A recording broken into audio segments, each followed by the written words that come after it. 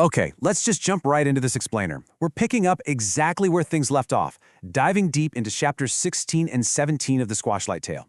Now, if you've been following the sheer madness surrounding Wat Waldhalter, those three reluctant witches and the bogs, you already know we are way past a simple missing child case. Today we're looking at the climax. It's that moment where the ordinary, mundane world of this quiet hamlet just violently smashes into ancient, chaotic magic. We're going to unpack the sensory details, the wild crowd dynamics, and of course, that deeply haunting resolution. So grab your metaphorical torches because we are heading straight into the town square at literally the darkest hour. And I really want you to feel the heavy, just completely oppressive mood of the town square here. The author notes that it's always darkest just before the dawn. Now, normally that's a metaphor, right? But here it's literal, because the tall buildings are entirely blocking out any early morning light. The stars are totally gone. The text describes this deep charcoal gray sweeping in through the alleyways. The only thing cutting through that claustrophobic dark are these tall pitch torches. You can practically feel the chill and smell the burning pitch. The darkness isn't just a backdrop today, it's honestly a crucial character in the scene we're breaking down. So the atmosphere is incredibly tense. You have these totally ordinary townspeople gathered around the newly built gallows, and they're just murmuring in the torchlight. These are your everyday farmers and fishermen. They turned out expecting a standard, maybe tragic, but completely normal civic event. I mean, even the kids are out there in the cold. And then, stepping up to the gallows is Judge Jackson Knott, along with his wife. The stage is totally set for traditional justice. But as we're about to see, Judge Knott is holding onto a bombshell that's going to absolutely shatter their reality. Right, so here's where it goes off the rails. This is not a normal execution. Judge Knott gets up there and actually confirms the horrifying rumors that have been whispering through the hamlet. He points right at three of the town's most well-known women, the herbalist, the school marm, and the codex keeper, and declares they've formed a wicked coven. But wait, it gets so much weirder. He doesn't just say they murdered young Wat Waldhalter. No, he claims they transformed him into a vegetable. The proof? Pumpkin guts, found spread all over Old Lady King's garden. He even throws in the suggestion that the boy might have been eaten. It's a completely absurd accusation, but he delivers it with the absolute dead-serious gravity of the law. And the author brilliantly uses this moment to highlight an intense sensory contrast. On one hand, you have the townspeople. They're grim, anxious, just kind of processing this bizarre information in hushed, stunned disbelief. And on the other hand, you have the three accused witches being marched up to the gallows. But here's the thing, they aren't weeping. They aren't begging for mercy. The source material literally describes them as hysterical, gleeful, and flailing around like clowns in manacles. Even as the rough nooses are slipped around their necks, they are just cackling with absolute joy. It's a deeply unsettling juxtaposition, and honestly, it leaves the crowd entirely bewildered. Then, Judge Knott does something unthinkable. Rather than passing judgment himself, he just washes his hands of the whole thing. He throws the responsibility right onto the stunned townspeople, saying, "I must leave it up to the people." The text explicitly points out how unprecedented this is. I mean, the whole point of having a judge is so the common folk don't have to carry the burden of an execution. Justice has to happen, sure, but nobody actually wants to pull the lever. By punting the decision, the judge is clearly just trying to save his own political skin. But in doing so, he creates this massive power vacuum right in the middle of the town square, basically rolling out the red carpet for chaos. So, let's look at how the crowd reacts because the tension here just skyrockets. Instead of turning into this unified, bloodthirsty mob, the people are completely paralyzed by confusion. You hear them asking, are we sure they did it? Is Wat actually dead? Has anybody even seen his father?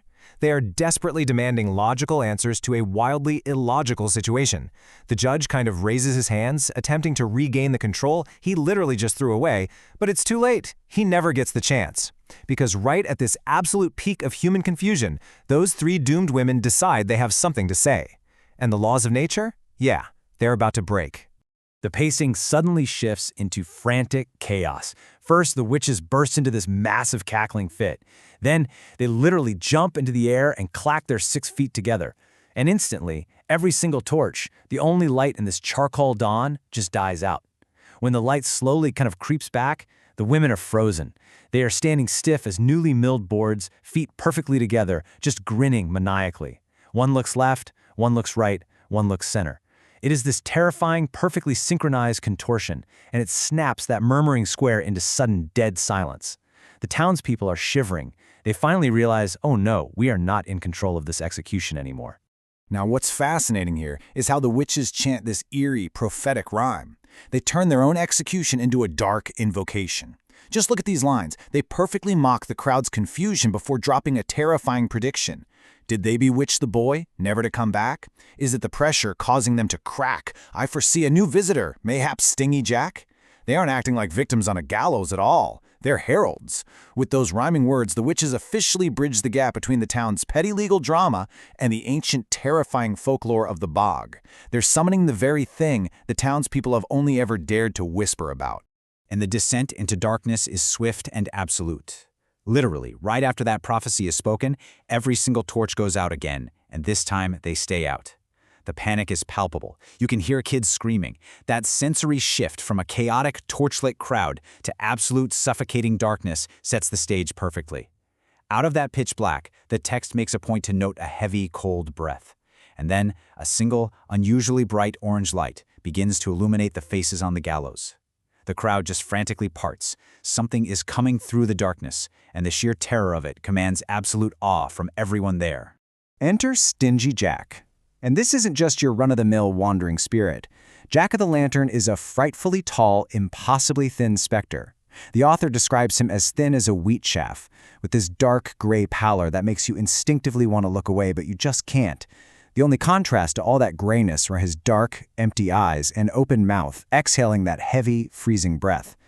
He just trudges right up toward the gallows, and he's carrying a freakishly large, glowing orange pumpkin. It's a majestic, absolutely terrifying entrance that completely usurps the authority of the judge, the constables, and the entire mob. Once Jack actually reaches the gallows, he sets that glowing orange pumpkin down, which, as we know, contains the transformed soul of young Wat Walter. But then, he reaches into his coat and pulls out his own lantern. And Jack's traditional lantern isn't a pumpkin. It's a large gray turnip, carved by Old Scratch himself and lit by the reddish fires of Hades. By placing these two items side by side, the story is giving us this brilliant visual contrast. You have the ancient, infernal, gray folklore of the old world sitting right next to this bright, unusually orange, chaotic new magic born of the bog. It's quite literally a passing of the torch. The pacing of the text slows to an absolute, agonizing crawl right here. In total silence, Stingy Jack stands up straight, looks at the coven, and then his entire body swivels at an impossible, unnatural speed to face the mob. The crowd recoils. They are terrified, but they're way too entranced to even try running. He simply steps forward, the crowd parts for him again, and he just departs unhindered. Nobody, not the judge, not the constables with their heavy clubs, nobody is foolish enough to try and stop him. He claims the gallows, turns the town's stage of justice into his own supernatural domain, and then literally just walks away into that charcoal dawn. The aftermath is chillingly quiet. Stingy Jack is just gone. The torches slowly reignite on their own, finally bringing light back to the town square.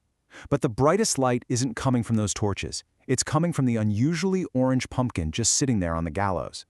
The text concludes by stating that Wat Walter has finally met his destiny. The whole town is left standing there in total shock, realizing that Wat's fate was never, ever going to be decided by a judge or a mob or any laws of men. Instead, he was claimed by the chaotic magic of the bog, immortalized forever as a new piece of folklore. And that brings us to a really profound takeaway. Human justice was completely subverted here. This town woke up expecting a mundane execution, and instead they became the front-row audience to a supernatural coronation. The squash light has officially been born. And it leaves us with a truly haunting thought to chew on. If a naughty boy's soul can be claimed so entirely by the dark folklore of the world, what else is waiting for us out there just beyond the edge of the torchlight? Thank you so much for joining me for this explainer. If diving into the dark and magical sparked your curiosity today, keep questioning the folklore around you, and I will see you in the next one.